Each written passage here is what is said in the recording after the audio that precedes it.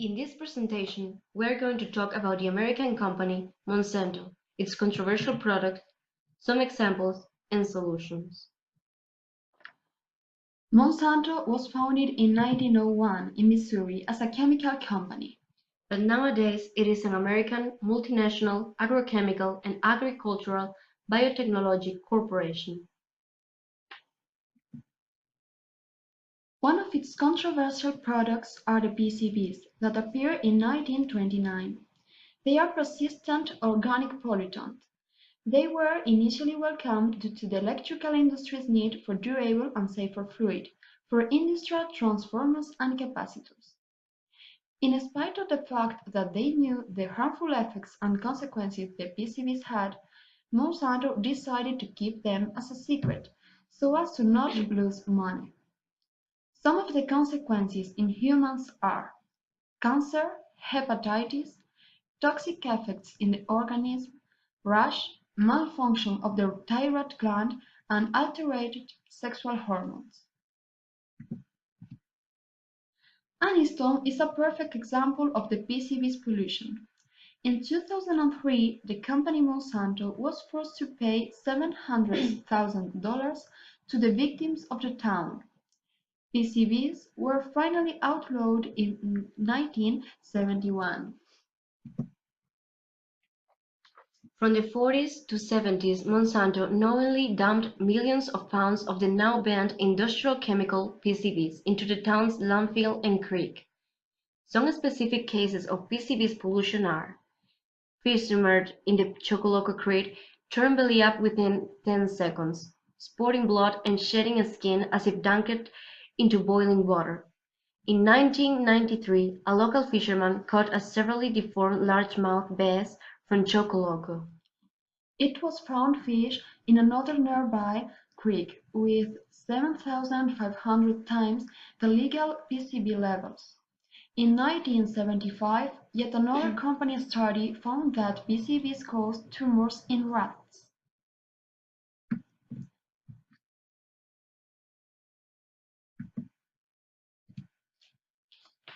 Let's talk now about Roundup, a powerful herbicide created in 1974.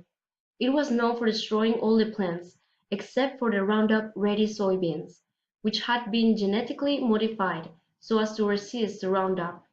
This product was highly contaminated, and some consequences of its use were altered cell division in the plants and cancer. Nowadays, the 90% of the US soy is Roundup Ready soy.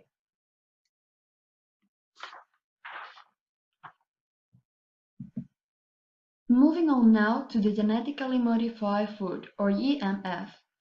This food is produced from an organism that have had genes introduced into its DNA.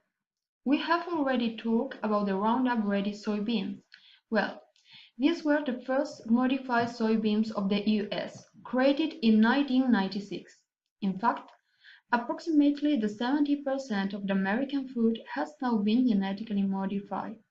In contrast, European food must be labeled as genetically modified.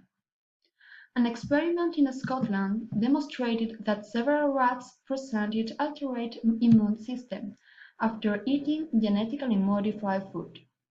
Those are the rats and the Roundup Ready soybeans.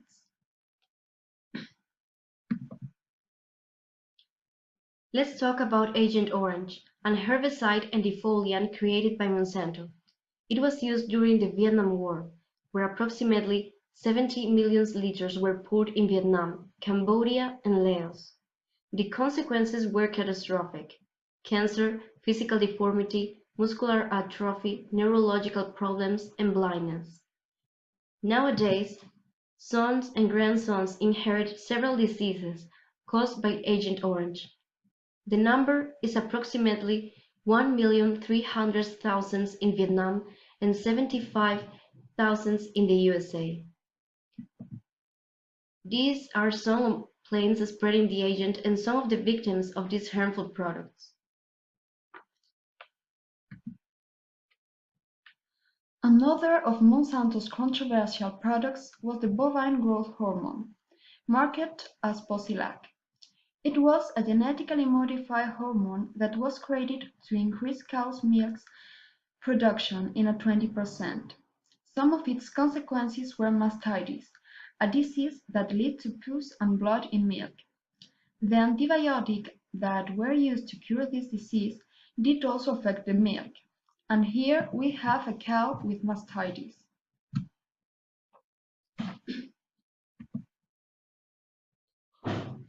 Here we have some examples of products that have a relation with Monsanto, like Coca-Cola, Kellogg's, Nestlé, Oreo, and many more.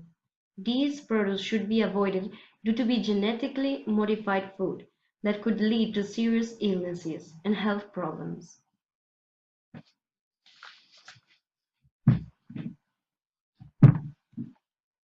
Why are transgenic food dangerous? They are dangerous to the environment. It increases the use of toxic products in agriculture and kill off other different species.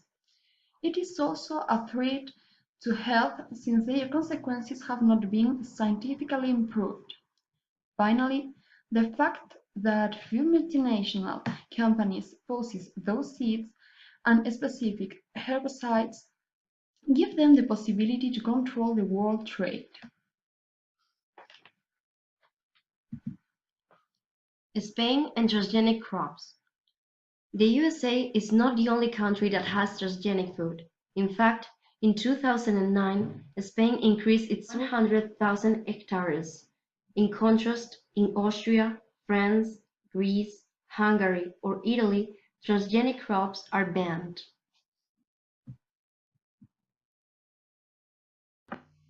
And now, speaking about solutions, the first thing to do is to introduce warning labels that show which products include genetically modified food.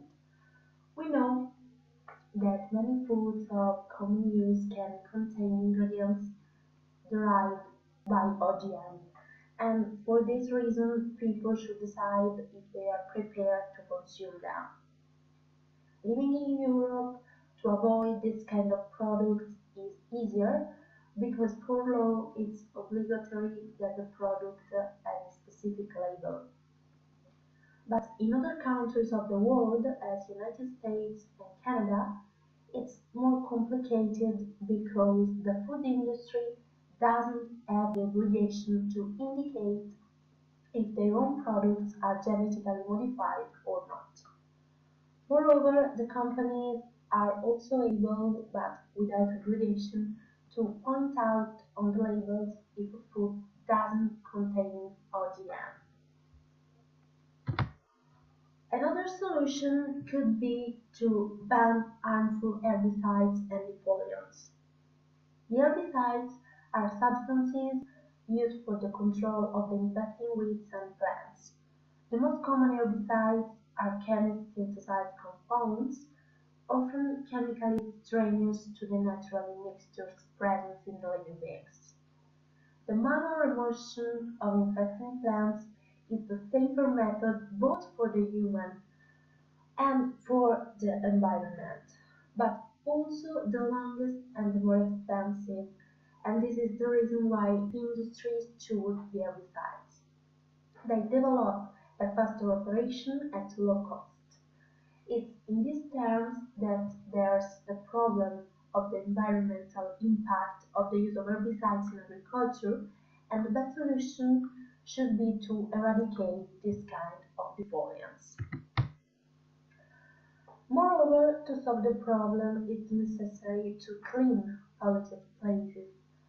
A polluted site is a site in which one or more values of concentration of the polluted substances result superior to the threshold limits of contamination.